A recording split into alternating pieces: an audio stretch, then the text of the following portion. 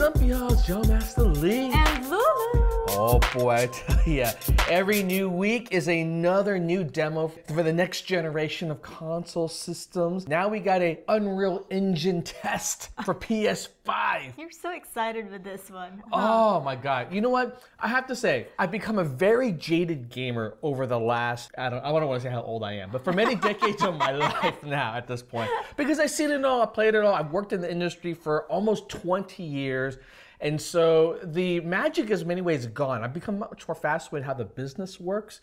But whenever there's a new console launch, it's like a new reinvigorated spirit and excitement and energy of like, what can they do next? You know, I love this period where they're showcasing new ideas, what the engines can do, and it's just exciting. So for me, it's like rebirth. Rebirth. It's like rebirth. Now mind you all, this is the Unreal Engine tech demo, which I'm assuming they have a version for the new Xbox that's coming out as well. So it'd be interesting if they display this side by side. Although, quite frankly, the graphics today are reaching a point where they look so freaking good. Real? I don't know if I can even tell the difference anymore. So, and away we go. This has to be the right way.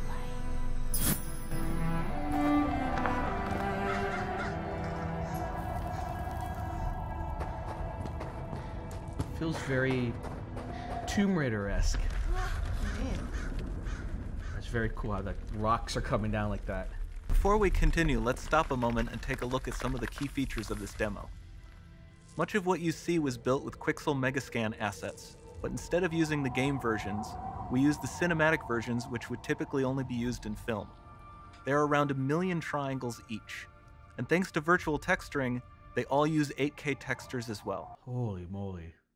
What is triangles? It's a triangle. So it's a polygon. A polygon is triangles to form a 3D shape. So if you have a pyramid has 4 sides. That's how they create 3D objects using triangles built on each other. Nanite can render an insane number of triangles very quickly. There are over 1 billion triangles of source geometry in each frame. What does that many triangles look like? These are the triangles, each a different color. Most are so small that they look like noise.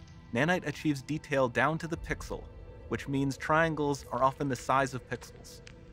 This amount of geometric detail requires shadows to be pixel accurate as well, and Nanite can do that too. Speaking of lighting, all of the lighting in this demo is completely dynamic. Now what's impressive is that it's an 8K textures, meaning that you can get in really, really close and the details are It's just like so so real, yeah. Because usually when you get in close to any object in a game, it starts to look very pixelated. No light maps, no baking here. Without GI, all of that beautiful lighting is gone. With Lumen enabled, we can move the light and the bounce changes instantly. Yeah, that's really, really cool too how they do that. Okay, let's keep going. So the game's also new? This is a demo. I don't think it's an actual game. I mean, if y'all know, let me know. I'm just based on what they're saying, it sounds like this is just to demonstrate what's possible with the engine. Sound field rendering allows us to record and play back spatialized audio.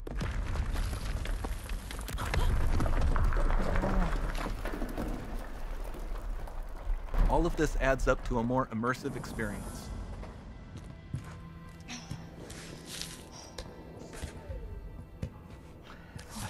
I hate when they do stuff like this. Why? Usually means that they're transitioning from one scene to the next because the next scene is too complex to render. So it's a way to trick people to actually load in what's happening when the engine really can't handle it. So I'm wondering if they did that because they have to load in some stuff here. Really?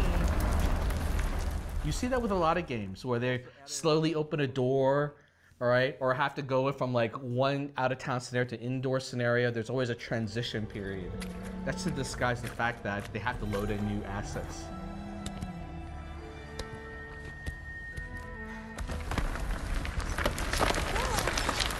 The demo runs on our chaos physics system.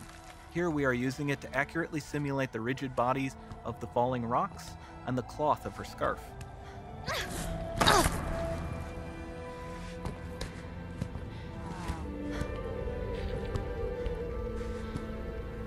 It's interesting because I'm just finished playing Assassin's Creed Origin, And you can just tell the level of detail here is already quite a bit more detailed than Origin, which came out a couple of years ago.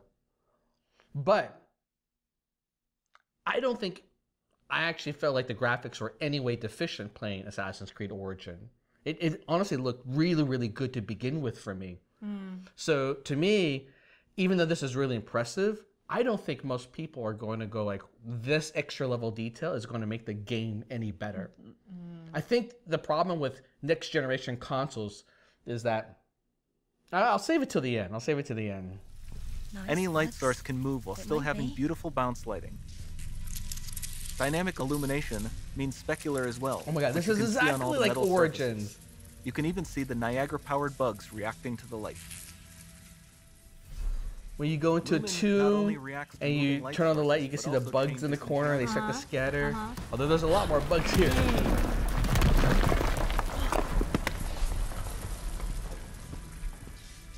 Remember we mentioned high poly assets? This statue was imported directly from ZBrush and is more than 33 million triangles. Holy moly. No baking of normal maps, no authored LODs. That's overkill though. Why? That's almost like 100 times more triangles than you need. Like if you were to see a game today with 1/100th of the amount of triangles, it would still look almost as detailed. A total of over 16 billion triangles from statues alone. There's so many triangles on this. Over this entire demo, there are hundreds of billions of triangles.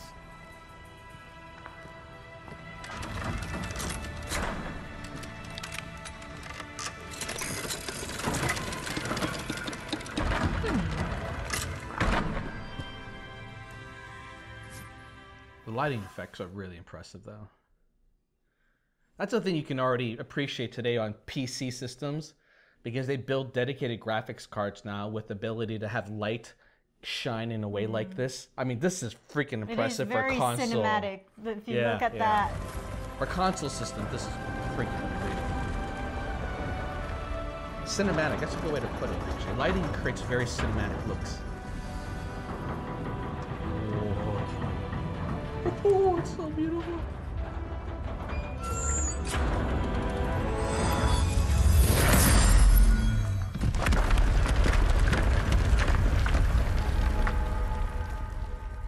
I Did swear. she just upgrade her light? Something like that. I mean, this does actually feel like a real game. I wonder if they are building a game like this.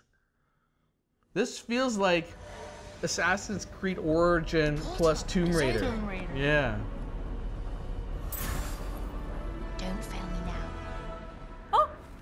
Oh, game over. Ah! What the hell? Oh my god! This is cool. Woo! This would be fun to play. Oh my gosh!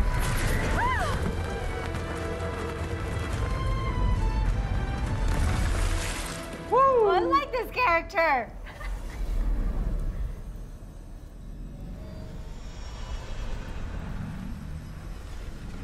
It's time to see what's next.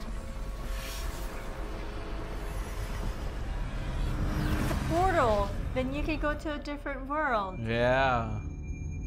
Or a very clever way to end a demo. Impressive, Epic. Although, that being said, I shouldn't always start off and ending with that being said, because it always suggests there's something else that's an issue. But that being said, when you go back and look at the demo for Unreal Engine 4 and even Unreal Engine 3, they were always amazing. Like, demos are designed to be absolutely breathtakingly amazing. Like, in fact, maybe we should just go back and watch the old trailers for that. Right. Because you're gonna look at them like, wow, that's so cool, that looks next gen. They Right. always look next gen. And can I tell the difference? That's true. That might be fun to do. Maybe we'll do that next. We are reaching a point for console systems where it's a lot less, I think, interesting for the average person to view these sort of games and go like, wow, I am noticing the 8K textures. I am noticing the lighting effects. I'm noticing all the things that they're talking Is that about the right here. word? Fluidity of this scarf. The movement. The physics, yeah, all these kind of things, right? I think PlayStation 4 already does a good enough job of these things where the vast majority of people are not going to notice. Like even on a large screen TV, 4K resolution, 30 frames a second, ideally 60 frames. I mean, games look amazing already. I don't think it's the graphical push that you normally would see from a PlayStation 1 to 2 to 3 to 4, or even from the traditional 8-bit to 16-bit, that's going to be a wowzer type of moment. I think the couple of things that are going to make gameplay so much better, right, is the stuff that they actually showed in the previous PlayStation 5 demo, which a lot of people thought was really boring, and I thought was really interesting. But they're talking about how you can make every scene much more dense, be able to pack more into a very tiny scene. And the other one, which I really did experience and I really hated in Assassin's Creed Origin, and I was really curious to see, how it would play because I downloaded this game. It was a digital download for me versus me traditionally buying, like I would go buy a console game, right, on disc, and it will spin from the disc. I had this all downloaded, which means it's streaming entirely from my hard drive. So I thought like as I was moving from one place to the next in the world that the gameplay would load in really fast. But it's not the case. Like for me to jump into a new game, I have to wait for the console system to boot up and then load into the title screen, then load into where you are. And it's like 5 minutes later, I feel like, and I'm like, oh my God, I gotta do this every time when I just wanna play for like 10 minutes, 20 minutes. Is that why you keep it on? That's why I leave my console system on all day. Yeah, because the time to turn off is crazy. And what I do is I play in between my work period at, when I'm at home, because I'm editing or I'm making YouTube videos. And so I'll edit for half an hour and I'll go play for like 5 to 10 minutes as a way to break, right? To give a rest. That's the only way to do it. Just to leave it on. And it's, it burns up the system. It's hot as hell. That's why the fans go out. It gets real loud. When we're filming. Exactly. Mind you, this is an engine demo, right? But I think when you're talking about an engine, Unreal 5, there's a couple of cool things here, which I thought was pretty cool, which is that the fact that you can have characters move about now and their body will naturally move in a way. You don't have to animate it that way. Exactly. So if a character's falling forward, her hand will reach out and hit the wall and kind of brace herself. It's not like the old ragdoll physics where the body would just be like, oh, like that when they fall down and get shot. It's funny, but like it's unrealistic now. Like when you see someone get shot, you want to be like, oh. Like, Right? Not like, oh, in the corner of the